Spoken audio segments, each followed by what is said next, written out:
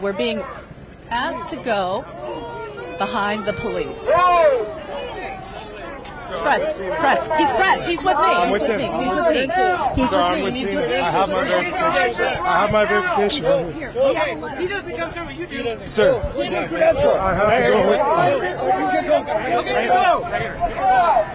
Are you grabbing me? No, I didn't touch you. So wait, okay. I need you guys to go over there. So it's, you can see, Jake, it's a little chaotic. So what they're trying to do is You guys gotta keep walking. we're going to keep walking. We're going to keep walking. And then I want you to take a look over here. These are the officers in Suburbans. And then we're trying to weave our way through the next wave of officers. But you can see, I mean, there's press parked on the sidewalk because when today started, this area into the Metropolitan Detention Center was completely open. I hear you. I hear you. And so this is how a street is cleared. The LAPD is creating a line to try to make the people who are protesting and demonstrating, watch out, come this way. I think we're okay here. Ma'am. Yeah? Please, I need you to move, please. Are you moving all these as well? Okay. All right, we're going to keep moving.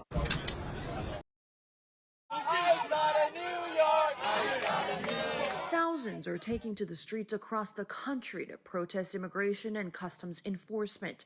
The epicenter is in Los Angeles. City officials say the vast majority of demonstrators here are following the law. When these peaceful rallies end and the protesters head home, another element moves in. But the number of people arrested during the protests climbing.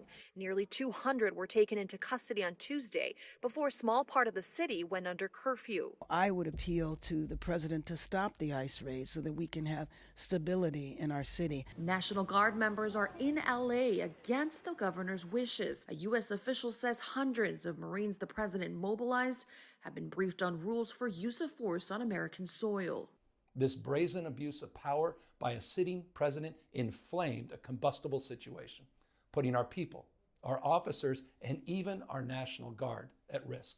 The White House says undocumented immigrants broke the law by entering the U.S. illegally. Demonstrators say ICE shouldn't go after those who are otherwise law-abiding. In Los Angeles, I'm Maribel Gonzalez. We're not frightened to do something else if we need to. U.S. Attorney General Pam Bondi standing firm behind the president's actions in Los Angeles, placing hundreds of Marines on standby just outside the city and mobilizing the National Guard. To protect our federal buildings, to protect the highways, to protect the citizens. This morning, the U.S. Northern Command says those Marines are still undergoing training, including how to use non-lethal weapons. These are the men and women trained for foreign combat, not domestic law enforcement.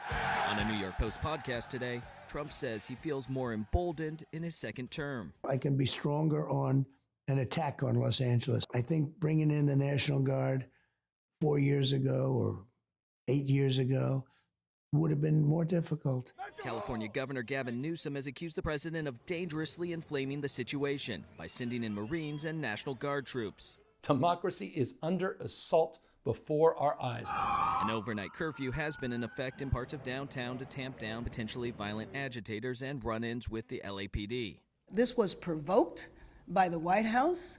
I posit that maybe we are part of a national experiment to determine how far the federal government can go in reaching in and taking over power from a governor. The mayor says the curfew, which covers about 1 square mile of downtown LA, is likely to continue for a few more days. LA's unrest comes as similar protests take place in several other cities like New York, Austin, Washington, D.C., and Chicago.